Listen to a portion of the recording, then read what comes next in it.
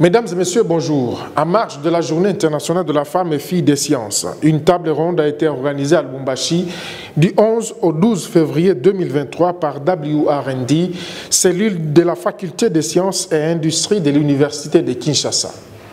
Ces assises, qui ont réuni plusieurs femmes et filles de STEM venues de différents coins de la RDC et d'ailleurs, avaient pour objectif final l'élaboration d'un plan triennal des activités de STEM.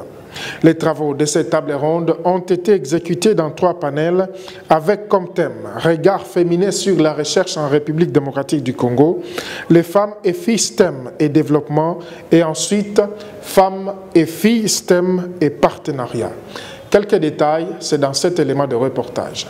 Déjà à l'ouverture de cette table ronde, la coordonnatrice de WRND a donné les raisons justifiant l'éveil de la femme et fille des STEM.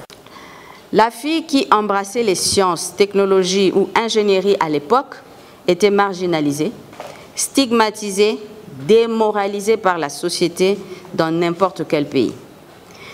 Le genre masculin avait plus de considération et avait la primauté. Les garçons avaient droit à l'école, mais pas les filles. En RDC, ce paradigme a changé il y a peu de temps, car les femmes et les filles ont pu démontrer qu'elles ont leur place dans la société. C'est ainsi qu'en cette date du 11 février, un thème national est choisi en marge de celui de l'international.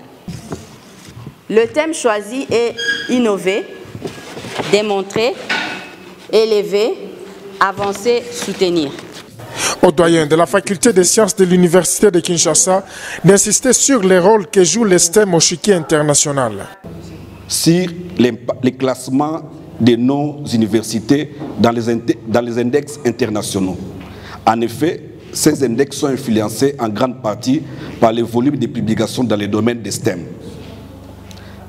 Finalement, il est aussi de souligner, selon la Banque mondiale, le développement d'un pays dépend en grande partie de la qualité de la formation dans les domaines des sciences, technologies, ingénierie, mathématiques, donc STEM en cycle. À la clôture des travaux, la doyenne de la faculté des sciences de l'UPEN a loué la participation de tous en invitant toutes les femmes et filles de STEM de coaliser leurs forces pour mieux agir. Et j'aime toujours le dire, ce que la femme fait, elle le fait avec son cœur. Et c'est ce qui sort de l'ordinaire. Et j'ai eu à le dire encore, l'homme ne peut rien faire en bien ou en mal qu'en s'associant, d'après Jean-Claude Bardou.